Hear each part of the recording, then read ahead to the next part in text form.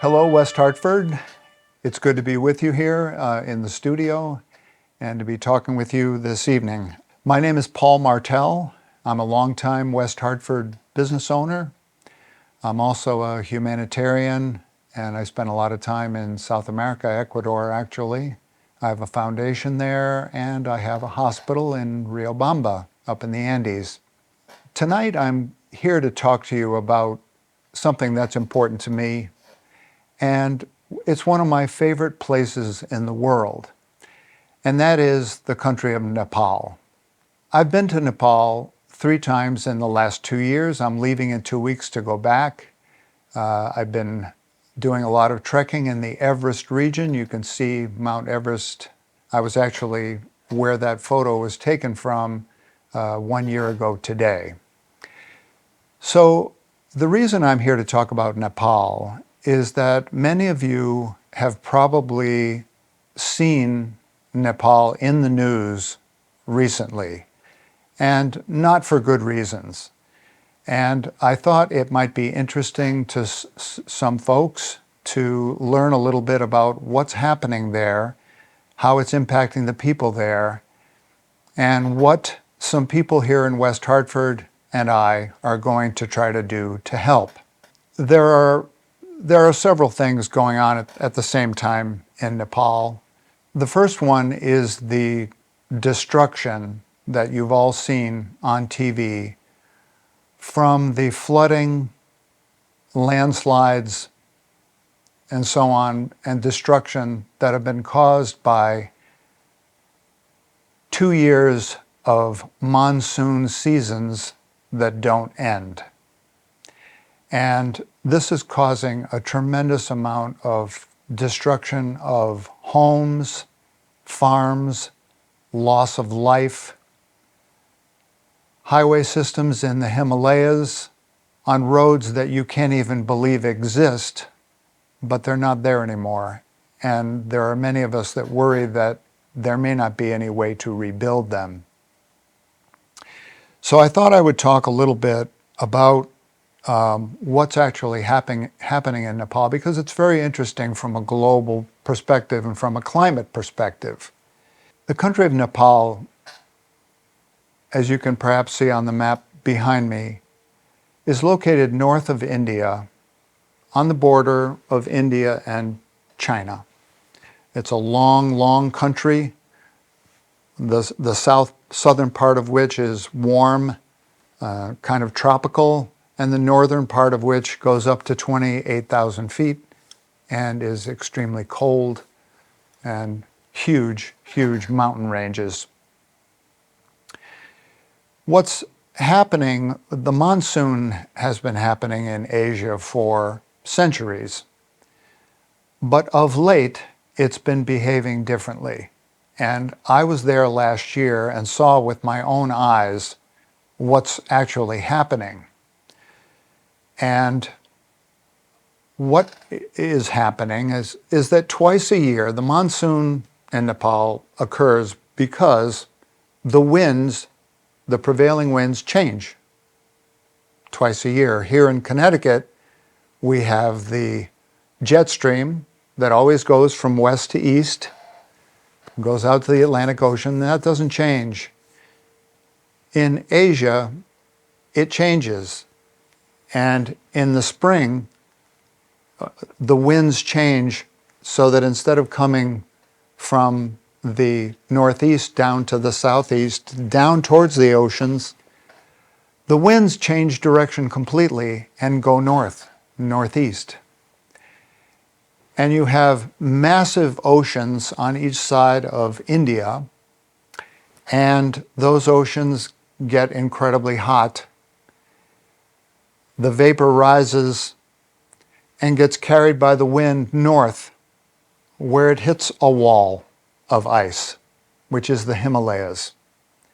And when it hits that, it condenses and forms rain, and rains for 4 months. This is what causes the monsoon in Nepal, and it's worse in Nepal and Bhutan and those regions where the Himalayas are really, really tall. So you have a situation that for centuries, the monsoon starts in early June and ends on average on September 23rd. It's not doing that anymore. It's ending this year again on October 15th. And I was there last year when literally thousands and thousands of visitors hoping to trek in the Everest region and in the Himalayas never got anywhere. And they spent a lot of money and they made a lot of plans to get to Nepal. And they never made it anywhere because the monsoon didn't end. Helicopters could not take off. Planes could not take off to get you to where you needed to go. When this happens, when it rains for 4 months at a time, the country is devastated. There are highways that I've seen with my own eyes that just aren't there anymore.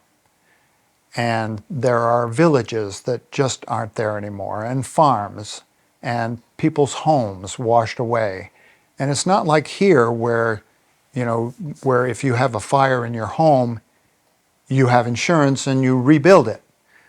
When you lose your house and your land and your animals and perhaps your family, you have nothing left. And so the situation there is very, very dire. Now, if you add to that the geologic forces that are at play, the situation is even worse. And Nepal is still recovering from the horrible earthquake of 2015.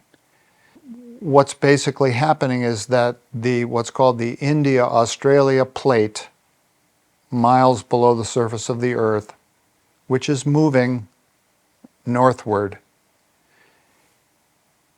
is colliding with the Eurasian plate, which is moving in its own direction south. And they've had a massive collision that's been going on for centuries. And the India-Australia plate, as a result of that collision, is moving underneath the Eurasian plate, forcing it up into the air. And that's what's forming the Himalayas and Mount Everest. So these natural things are happening in Nepal. People are losing everything. They're losing their mobility. They can't get to work. They're losing their food, their land. Nepal is a beautiful country with farms built on incredibly huge hillsides that are terraced, and they've been terracing them for centuries. And these terraces just get completely washed away. So they're losing their land, they're losing their ability to have food, and so on. Now, as you can imagine, when you have a country that has this much to overcome, that there's going to be some political upheaval because it causes tremendous hardship, poverty, and an immense burden of financing and the need for capital to rebuild, which the country does not have. This is a massive cost.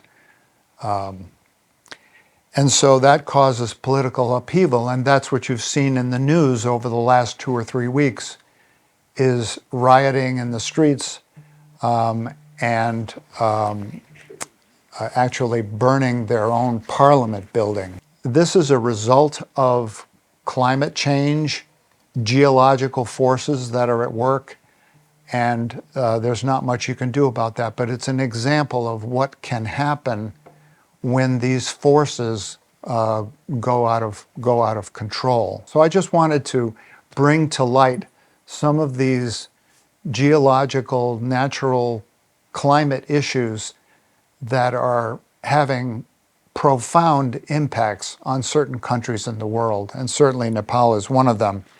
Now, the real reason I'm here is that here in West Hartford, there's a restaurant called Bombay Olive, which is an Indian Nepali restaurant.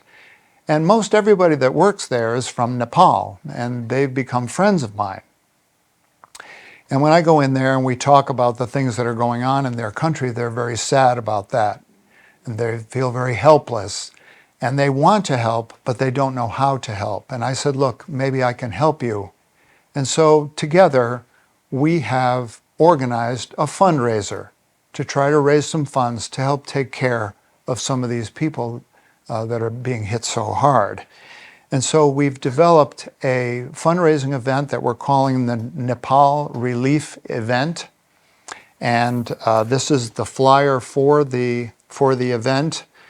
There's going to be on Sunday, October 26th, all day Sunday and Sunday night, Bombay Olive is going to donate 20% of all of their sales on that day. That's pretty generous. That's probably more than they're making on that. And I would encourage any of you to take the time on that Sunday to go in and have a delicious meal with them. You'll be making a big difference to a lot of people. There is, if you can't make it and you'd like to make a donation, in the bottom right-hand corner of the flyer is a QR code, and you can take a picture of that with your camera, go there, and you can make a donation on our Give Lively site. There is a businessman here in West Hartford who has offered to match the first $3,000 of donations, a donation that you'll make up to a total of $3,000 will be matched 100% by a donor here in West Hartford. So I hope that you might be able to help us with this event. There's a tremendous need in Nepal for this kind of help. The donations will all be run through my United States Foundation, which is called Patch. All of your donations will be tax deductible, and 100% of any dollars donated through this event will go to aid in Nepal. There's no other charges or anything involved. 100% of those dollars will be going to Nepal, some of them perhaps with me in 2 weeks. Thank you very much for your attention. Thanks for tuning in and listening to what I have to say. I hope that you'll be able to make a donation and help make this fundraiser a success. And I also want to thank the people here at West Hartford Community Interactive for their help in helping me to get the word out. Thanks very much.